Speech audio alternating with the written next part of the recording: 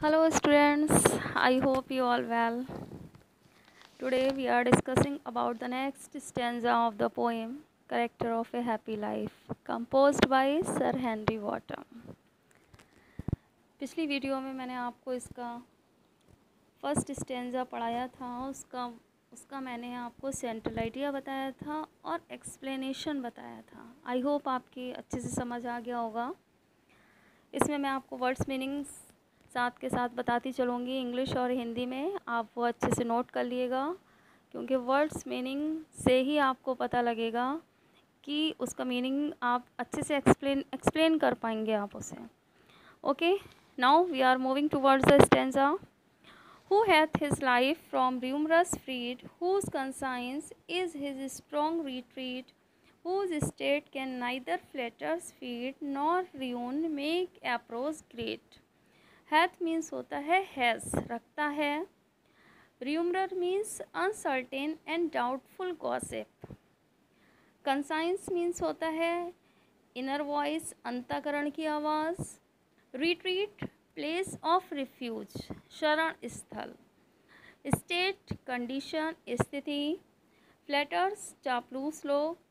Ruin distraction, विनाश। Approach cruel person who try to keep down others, दमन करता। इस पोइम में सर हेनरी वॉटम बताते हैं, वो कहते हैं कि एक सुखी मनुष्य हमेशा अफवाहों से दूर होता है। वो क्या करता है, वो ना तो इन पे यकीन करता है और ना ही उनकी तरफ अट्रैक्ट होता है, ना ही उनकी तरफ प्रभावित होता है। वो हमेशा अपने अंदर की आवाज़ को सुनता है और उसके द्वारा ही अपने जीवन को चलाता है। फिर पोइट क्या कहते हैं कि वह सांसारिक चिंताओं से, सांसारिक परेशानियों से मुक्त होता है और संतुलित मस्तिष्क वाला होता है। वे चापलूस लोगों से अत्यधिक सावधान रहता है, क्योंकि चापलूस फ्लैटर्स लोग क्या करते हैं कि हमेशा आपकी झूठी प्रशंसा करते हैं, झूठी तारीफ़ें करते हैं। लाइक आपको चने के झाड़ पे चढ़ा देते हैं। कैसे? लाइक समवन टोल्ड यू कि you looks like a Aishwarya Rai, you looks like a Salman Khan. तो ये क्या हो गया? झूठी तारीफ़ हो गई, आपको गलत मार्गदर्शन दिखाना। लेकिन अगर आप समझदार होंगे, आपका स्वयं पे कंट्रोल होगा, आपके अंदर ऑनेस्टी होगी, अपने दिमाग से चलेंगे, अपने दिल की आवाज़ को सुनेंगे, तो आपको पता होगा कि वो आपको क्या कर रहे हैं, आपकी झूठी तारीफ़ कर रहे हैं, आपको गलत रास्ता दिखा रहे हैं। तो आप उन सारी झूठी तारीफ़ों से दूर रहेंगे, अपने ऑनेस्टी के रास्ते पे चलेंगे और आप वही काम करेंगे जो आपको सही लगेगा, जो एक्चुअल में सही होगा, ना कि उनके कहने के अकॉर्डिंग आप अपनी ज़िंदगी को व्यतीत करेंगे। तो ऐसे लोग क्या करते हैं कि आपको कहीं ना कहीं आपको नुकसान पहुंचाने की कोशिश करते हैं। और जब आपका अपने ऊपर कंट्रोल होगा, आप अपने अंदर की आवाज़ सुनेंगे, लोगों की किसी भी तरह की बातों में नहीं आएंगे, तो क्या होगा कि जो क्रूर व्यक्ति होते हैं, जो अन्यायी मनुष्य होते हैं, वो आपको किसी भी तरह की कोई हानि नहीं पहुंचा सकते, क्योंकि आप उनके ऊपर कभी यकीन ही नहीं करेंगे।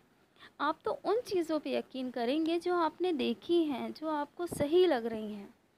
तो इस पोइम में उन्होंने यही बताया है, सर हेनरी वॉटम ने यही डिस्कस किया है, यही बताया है कि हमेशा इंसान को जो है वो अफवाहों से दूर रहना चाहिए, अपने अंदर की आवाज़ को सुनना चाहिए और स्पेशली जो फ्लैटर्स लोग होते हैं, जो चापलूस लोग होते हैं, उनसे दूर रहना चाहिए। I hope you understand. Now let's begin the explanation. Explanation शुरू करने से पहले मैं आपको ये बता दूं कि इसमें सबसे पहले हम लिखते हैं रेफरेंस। रेफरेंस में आपका सबसे पहले जो है वो पोइट और पोइम का नेम अच्छे से पता होना बहुत ज़रूरी है। उसके बाद आता है आपका कॉन्टेक्स्ट। कॉन्टेक्स्ट में आपको जो पोइम में बताया गया है उसके बारे में लिखना होता है। नेक्स्ट आपका होता है एक्सप्लेनेशन। ये मैं आपको 11th में बहुत अच्छे से समझा चुकी हूँ सभी लोगों को। आई होप आपको याद होगा और आप उसे कर पाएंगे।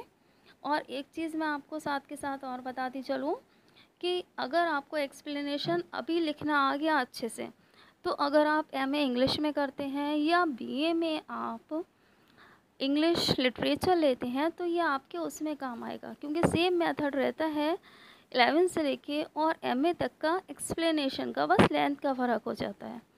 Okay, let's begin the explanation. First of all मैं कॉन्टेक्स्ट बताती हूँ इस पोइम का। The poet in the given lines point out that A calm and balanced man is always happy. And explanation, the poet Henry Bottom says that, जैसे हम लिखते हैं ना हिंदी में, कवि कहता है, सुना होगा आपने, कवि कहता है या कवित्री कहती हैं, तो इसमें पोइट कहता है, Henry bottom says that a happy man is free from rumors. Neither he believes in them nor is he influenced by them. He always listens to the voice of his conscience and is guided by it. And the poet says he possesses a well balanced mind from worldly anxiety and worries. He is very careful of flatters, and he says he is not influenced by false praise, and flattery does not fill him with pride. Even cruel and unjust people cannot cause him any harm because he does not believe in them. Such a man is thus a happy man. ये complete हो गया explanation. ये मैंने आपको बता भी दिया और मैं रिटन में भी आपको दे दूँगी। अगर आपको करना हो तो उसका स्क्रीनशॉट लेके आप कर लीजिएगा। नेक्स्ट वीडियो में मैं आपका अगला जो इसका स्टेंजा है वो समझाऊंगी। आई होप आपके अच्छे से समझ आ गया होगा। If you want any query तो आप मुझे कमेंट में लिख सकते हैं।